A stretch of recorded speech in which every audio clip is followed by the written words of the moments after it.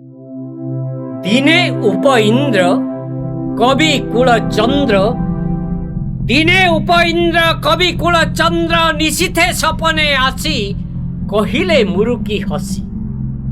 दिने उपइन्द्र कवि कुलचन्द्र निशिथे सपने आसी कहिले मुरुकी हसी।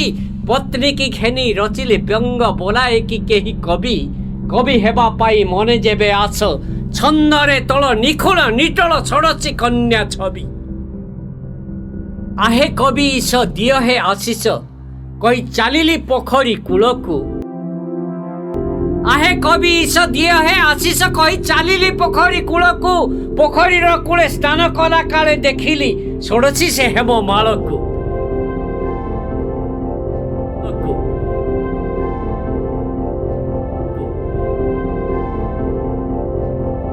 एई हेममाल आमरी गाँर हारा खुड़ींकर झियो। एई हेममाल आमरी गाँर हारा खुड़ींकर झियो।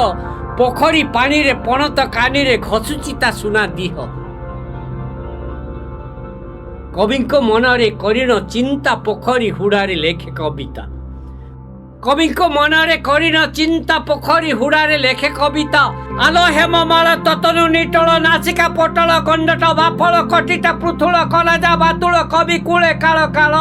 आलो हेममाल ततनु निटल नासिका पटल गंडट बाफल कटिटा पृथुल कलाजा बातुल कवि कूले काल काल।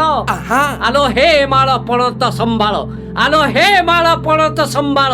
पणत कानिरु उकुटी दिसुची तोर्द्र काया। सेई काया देखि ओठ जाए सुखी दुलुकी उठाइया। पछरु सुभिला कार चित्कार। पछरु सुभिला कार चित्कार। अरे हे जोगिनी खिया मो झियो जेउठी गाधोउची सेठी तू किया होइछु ठिया। कहे कर जोड़ी क्षमा कर खुड़ी आसीबिनी आउ घाटकू। कहे कर जोड़ी क्षमा कर खुड़ी आसीबिनी आउ घाटकू। घेनी षोड़शी कन्या करिबिनी आउ कविता रचना। शत प्रणाम से कवि सम्राटकू। शत प्रणाम से कवि सम्राटकू। जहा गला घटी सेई कथा गोटी भारी जा आगरे कहिबुनी आलो खुड़ी। जहा गला घटी सेई कथा गोटी भारी जा आगरे कहिबुनी आलो खुड़ी। हेले एई हारा कोलीर मंथरा सीधा जाई देला शिलावती काने फोड़ी।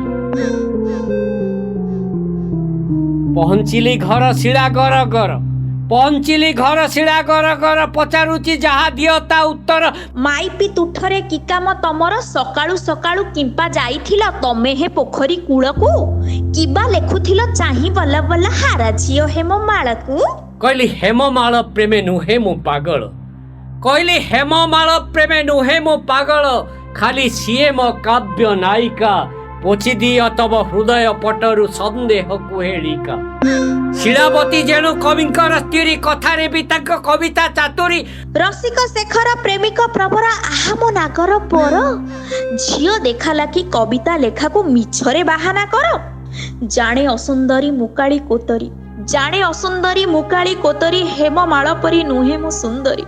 सहिबी किपरि हेले काव्य नायिका मोबिनु केयान नारी। सांधी देवी मो प्रतिभा तमरी। सांधी देवी मो प्रतिभा तमरी। बांधी देवी मो चिरदिन लागी काव्य रे तम डोरी।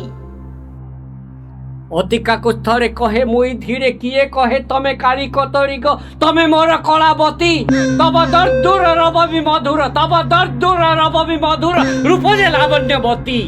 तमे ही मो गति तमे ही प्रगति तमे ही तो मोर मुक्ति। चिरदिन लागी तम साथे मोर हेई जाऊ एक चुक्ति। आज ठारू मोर प्रति काव्य नायिका तमे एका शिलावती। तमे एका शिलावती।